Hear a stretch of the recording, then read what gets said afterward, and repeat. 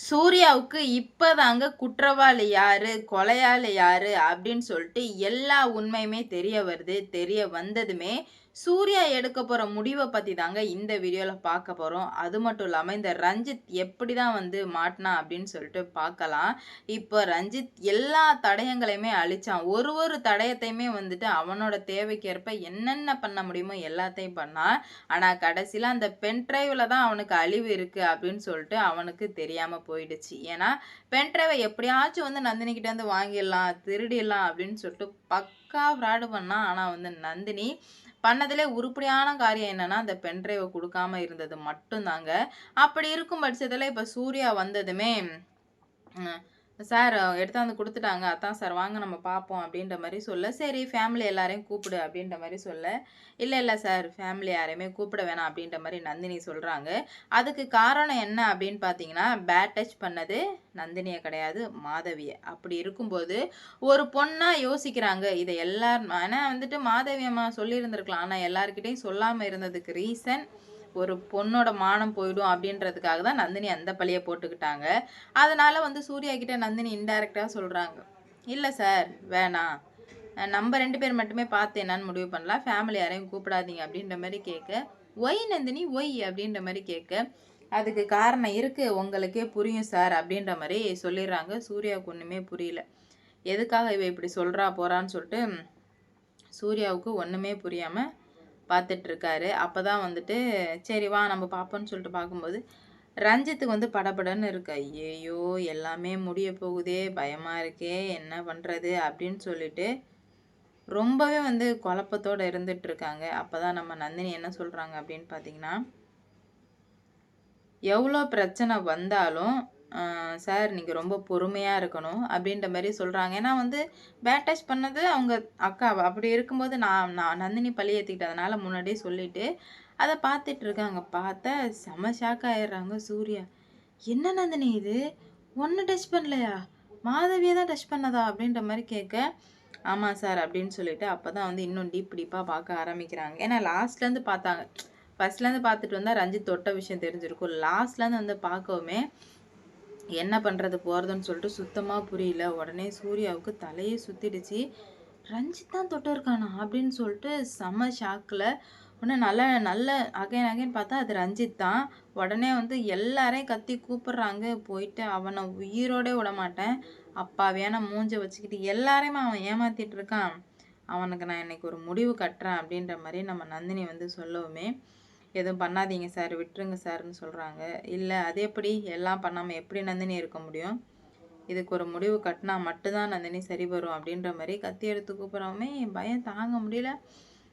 ரஞ்சித் வீட்லயே எல்லாம் தப்பிச்சு ஓடிடுறான். டே ரஞ்சித் எங்க இருந்தாலும் மரியாதையா வந்துடு, இல்லைன்னா நான் உன்னை என்ன பண்ணுவேன்னு எனக்கே தெரியாது அப்படின்ற மாதிரி சொல்லிட்டாங்க. உடனே வந்து நம்ம நந்தினி வந்து சார் பொறுமையாக ஹேண்டில் பண்ணுங்க சார். இல்லை அப்போது குற்றவாளி வந்து அவன்தான், கொலையாளி அவன்தான் எல்லா வேலையுமே பார்த்துட்ருக்கான். இது தெரியாமல் நம்மளும் அவனை முட்டாள்தனமாக நம்பிட்டோம். இதுக்கு மேலே வந்து அவனை நம்ம நம்பவே கூடாது அப்படின்ற மாதிரி சொல்கிறாங்க. ஏன்னா எவ்வளோ பிரச்சனை வரும்போதெல்லாம் வந்து எனக்கு எல்லா வாட்டியுமே எனக்கு அவன் மேலே தான் டவுட் இருந்துன்னு சொல்லுவோமே, நந்தினிக்குமே தூக்கி வாரி போட்டுருது. அட பாவி, நீ இவ்வளோ மோசமான ஆள்னு தெரியாம போயிடுச்சு அப்படின்ற மாதிரி நந்தினிக்கு வந்து தெரிய வருது. அதனாலே வந்து நந்தினி சமகான்ல உனக்கு இருக்கடா ஆப்பு பாரு, சீக்கிரமா ஆப்பு வைக்கிறனா இல்லையான்னு பாருன்னு சொல்லிட்டு நந்தினி சொல்றாங்க.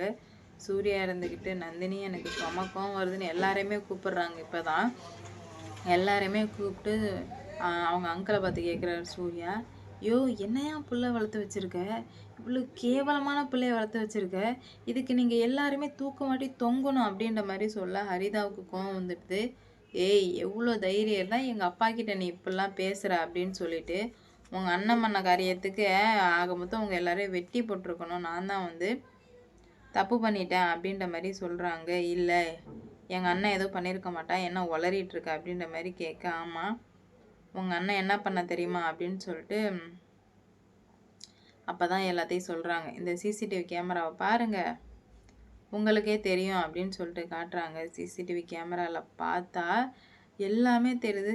மாதவிய பேட் டச் பண்ணது. உடனே வந்து என்ன பண்ணுறது ஏது பண்ணுறதுனே தெரியாமல் இது என்ன அப்படின்னு சொல்லிட்டு பேசிக்கிறாங்க. அரிதாவால் எதுவுமே பேச முடியல. அரிதா சமாளிக்கிறதுக்கு வேண்டி எங்கள் அண்ணன் தெரியாமல் கூட தான் பட்டிருக்கோம் அப்படின்ற மாதிரி சமாளிக்கிறா. சி வாய மூடு, இவ்வளோ கேவலமாக சமாளிக்காத, இவ்வளோ கேவலமாக யாராலையுமே வந்து சமாளிக்க முடியாது அப்படின்ற மாதிரி சொல்கிறாங்க. உடனே வந்து நந்தினி வந்து அம்மா தயவு செஞ்சு அமைதியாக இருங்க, உங்களை யாரையுமே வந்து ஒழுங்காக வளர்க்கவே இல்லை உங்கள் அப்பா, அதனால தான் வந்து இந்த மாதிரி நீங்கள் எல்லாருமே வந்து ஆடுறீங்க, கொஞ்சம் கூட உங்களுக்குலாம் மனசாட்சியே இல்லையா அப்படின்ற மாதிரி கேட்குறாங்க. இப்போ என்ன நடந்துச்சுன்னு நீ இப்பெல்லாம் பேசிகிட்டு இருக்கன்ற மாதிரி கேட்க, இதுக்கு மேலே என்ன நடக்கணும், அதான் எல்லாமே நடந்துடுச்சு, எல்லாமே சிறப்பாக பண்ணி முடிச்சிட்டிங்களே, இதுக்கு மேலே என்ன இருக்குது அப்படின்ற மாதிரி கேட்குறாங்க. என்ன நடக்க போகுது ஏது நடக்க போகுது அப்படின்னு சொல்லிட்டு வெயிட் பண்ணி பார்க்கலாம்.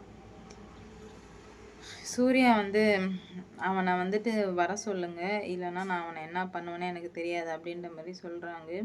கூல் சூர்யா அமைதியாக இரு அப்படின்னு சொல்லிட்டு, இதுக்கு மேலே எப்படி அமைதியாக இருக்க முடியும், அமைதியாக இருக்கவே முடியாது இதுக்கு மேலே அப்படின்ற மாதிரி சொல்லிட்டாங்க.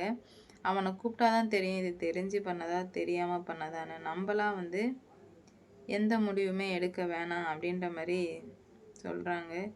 இல்லை இது எல்லாத்தையும் பண்ணது அவன் தான். அப்போலேருந்தே எனக்கு அவன் மேலே பயங்கர டவுட் இருந்தது, இப்போ வந்து நான் கன்ஃபார்மே பண்ணிட்டேன் அப்படின்ற மாதிரி சொல்லவுமே சுத்தமாக புரியல அவங்களுக்கு என்ன பண்ணுறது ஏது பண்ணுறதுன்னு சொல்லிட்டு ரொம்பவே வந்து குழப்பத்தோடு இருந்துகிட்ருக்காங்க. என்னடா இது இப்படி நடந்துடுச்சே அப்படின்னு சொல்லிட்டு, இதனால் அடுத்தடுத்து என்ன நடக்க போகுது ஏது நடக்க போகுது அப்படின்னு சொல்லிட்டு வெயிட் பண்ணி பார்ப்போம். கண்டிப்பாக எல்லா பிரச்சனையுமே வந்து சரியாக போக போகுது. ஏன்னா இவ்வளோ நாளாக இவன் ரொம்ப ஓவராக பண்ணதுனாலயே வந்துட்டு நாடகம் பார்க்கவோ ஒரு இன்ட்ரெஸ்டே இல்லாமல் போயிடுச்சு. இதுக்கு மேலேயாச்சும் இன்ட்ரெஸ்ட் இருக்குமா, இல்லை என்ன நடக்க போகுது அப்படின்னு சொல்லிட்டு வெயிட் பண்ணி பார்க்கலாம்.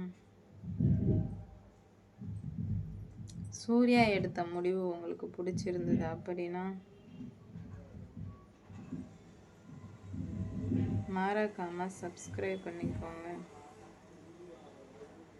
அப்போ தான் நான் போடுற வீடியோ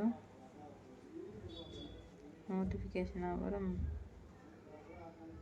அடுத்தடுத்து என்ன நடக்க போகுது, எந்த மாதிரிலாம் வந்து கொண்டு போக போகிறாங்க அப்படின்னு சொல்லிட்டு வெயிட் பண்ணி பார்க்கலாம்.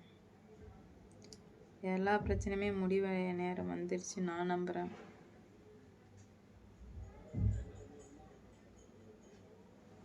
நீங்கள் என்ன நம்புறீங்கன்னு சொல்லிட்டு கமெண்டில் சொல்லிட்டு போங்க.